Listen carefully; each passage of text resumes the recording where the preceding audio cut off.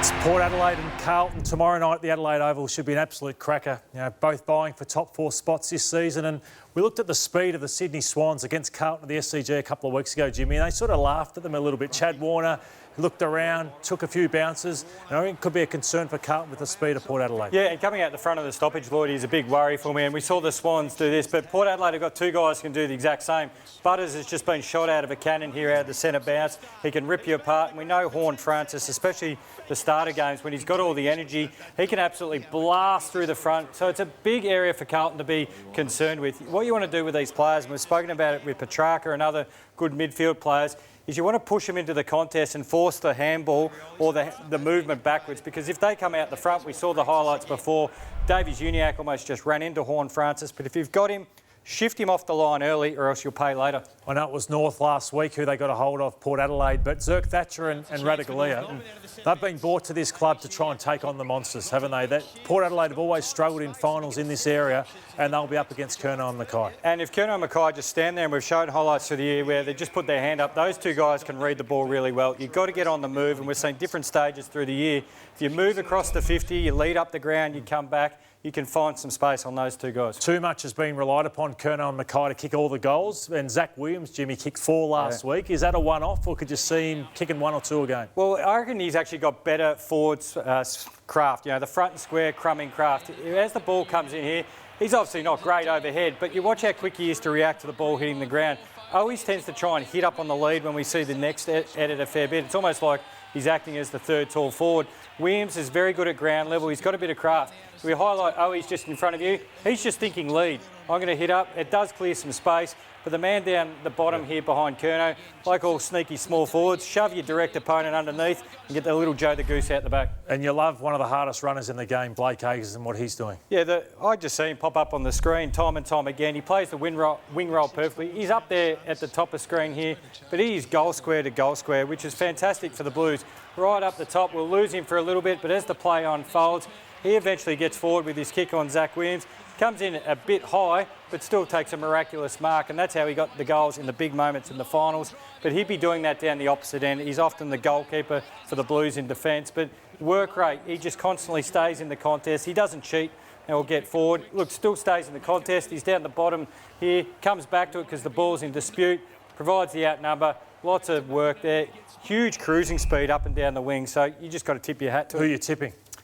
I reckon the Blues are finally going to win at the Adelaide Oval. Yeah, I'm going with Port Adelaide in that one at home. The second game we're going to look at is Collingwood and the Western Bulldogs, and decimated the Pies with injury. I think this is a game if the Dogs are going to make it and make the top 8, they just have to win against Collingwood, but should be pretty quick with the way both teams charge off half-back. Yeah, and especially at Marvel, I think this has been the big improvement for both these sides in the last 4 weeks. Their speed coming off half-back. They're getting this massive run-on from behind, Bailey Dale, Bailey Williams, these sort of guys. I think that was Fraser that time, but this rebound and quick run, turning D50 into forward 50, gives your forwards a good look. And that's what I love about Collingwood. Despite the players that they've got out, they'll still take the game on. They're not going to worry that there's no Pendlebury or those types of players not playing. They'll just keep going, and the young kids do the same. That's what they're a very process-driven team. And Lloydy, the big fella for the Dogs, Tim English, we know he can get a lot of the footy, all Australian. How are you seeing his year unfolding? Well, this was him last year being an All-Australian. I don't think he's playing aggressive footy. I know he's had a few concussions, but his numbers have dropped right off. I don't think he's getting back that much to help his defence anymore. I think he gets beaten too much by the big aggressive ruckman. I think Darcy Cameron is really going to challenge him with the form that he's in. He is in good form, and it was really noticeable early in the game. Grundy initiate that contact, get after him, but the Pies, are they going to be able to hit the scoreboard? They've got so many injuries at the moment, the Pies, as we see Tim English there, but the Pies, we look at their injury list. Who's going to kick their score? So leading goal kicker Brody Myerchuk, he's out. He's kicked 16. Jamie Elliott, 14 next out. Then it leads to with Bobby Hill, injured. McInnes injured, not playing, and then Lipinski and Schultz. That's why I reckon this should be a game the Dogs should be winning in this regard. But also down the other end, Jamara and Sam Darcy. There's no Aaron Norton. So it's a night they could potentially say, this is our forward line now and we're the future. Yeah, and I think they need to look at who gets the matchup. You know, who does Darcy Moore go to? Does Billy Frampton actually go forward and help that forward line if he's back? And keep rotating that matchup. Don't just settle with Ugle-Hagan coming out of the goal square or Darcy. Just keep finding the hot hand, keep it rotating and ask those Collingwood backs lots of questions. I'm tipping the Dogs. Who are you with? Oh, I'm going to go the Pies, I think, Stuart. Well. Okay, a bit nervous because Brad's watching this one. So he's here, the coach. just dodge the can't wait for this one. The Suns, who are in form and going pretty well despite the loss last week versus the Bombers. But the Gold Coast Suns, their reliance on their big three. So the numbers when Rowell, Anderson and Miller perform versus don't perform, they didn't get the job done last week. So you see the reliance on it. So disposals, big drop, clearances, big drop, score involvement's huge drop, and they don't hit the scoreboard. So it's an issue for them, but also you saw something within the Bombers midfield last week. I did. Now I'm really nervous. I've got a bead of sweat coming across my head. The head coach is here. But I just watch here. This is the centre bounce here. Jake Stringer is fantastic at blasting his way through the stoppage. But I think the way you can set up is also an opportunity. I think you can have both. Prestia can come around the back, and you want your ruckman to hit where Stringer is right now, because look at all the big open space that opens up on that far side. You want your sweeper in behind. Again, we'll use Stringer, the attacking mid. Get him behind here, get him behind, and look at where the space eventually opens up. You can try and push the ball over the top. Big Witsy's 209 centimetres. He might have the reach advantage. So you can often identify the opposition's most attacking player and hit to where they start. And last week, Ridley was phenomenal. Like off a half in the VFL to go and do that at AFL level. Nearly broke the record for intercept marks, but it was Noah Cumberland, where he's just too big and too talented about. So I think it'll be Lukosius or King.